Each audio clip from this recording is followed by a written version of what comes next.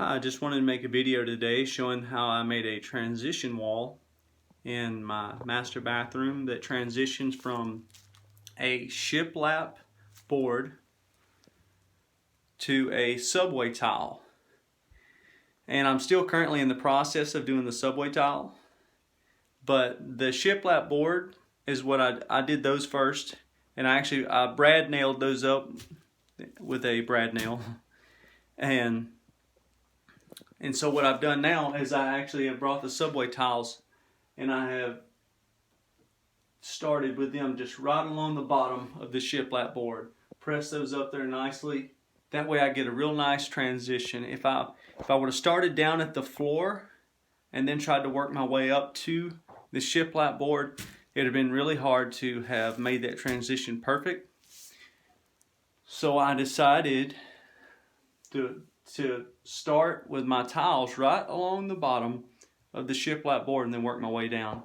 So actually what I'm using is I'm using a tile adhesive, and it seems to be holding these really well. They're not drooping, they're not sagging down. Once you adhese them to the wall, they're staying in position really well. And this, you can get this at your local hardware store. It's pre-mixed and works really well. Comes in a lot of different brands. But I'll show you me putting a couple tiles on, or a tile on, just to show you the process of how I do it. What I'm using here is a 3x6 subway tile. It's a white, and 1/8 tile spacers.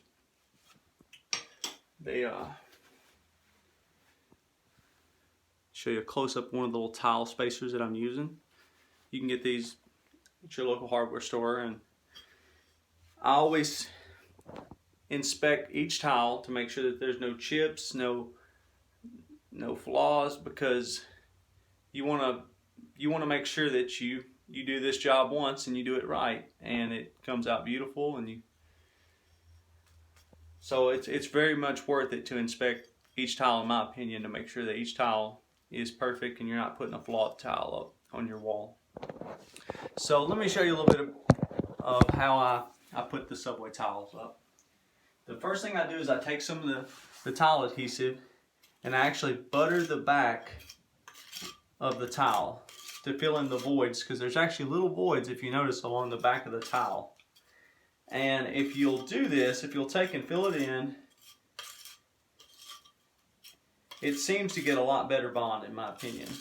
If you'll take your trowel, there's a little trowel you can buy. I think it's a 1/8 trowel that you use on the wall to get this. Let me give you a close-up of it.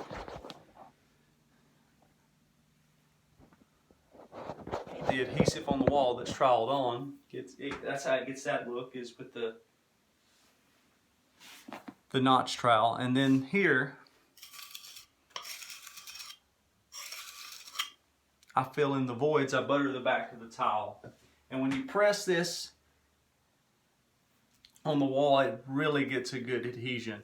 You cannot hardly get one of these tiles back off when you do it this way, as opposed to not putting any on the back and just pressing it into the tile adhesive on the wall. It adheses, but it seems to do a lot better if you'll fill in the voids on the back of the tile.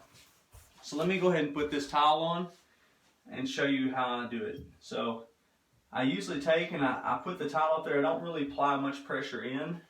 I try to get it in position and then put my tile spacers in. Once I get my tile spacers in and I have it firmly pressed against the tile spacers, then I apply pressure inward to really bond it to the wall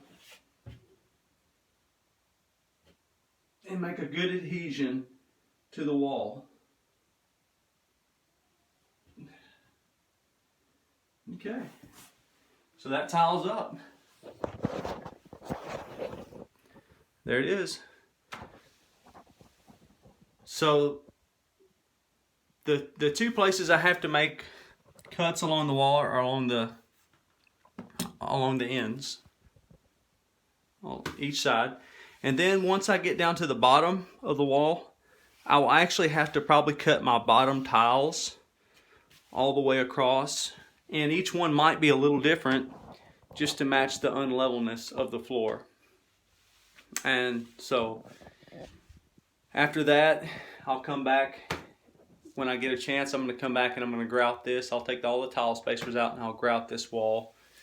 And so it's going to look really nice. What we have is we're going to be putting a clawfoot tub right here in front of this transition wall that transitions from shiplap to subway tile, and I think it's going to look really nice. So for anybody out there who's trying to make a transition wall, this is how I did it. I started with the shiplap, and then I brought the subway tiles right up to that board and started my way down.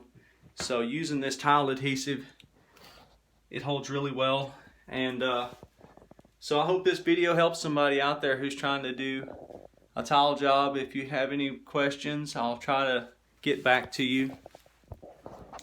And good luck.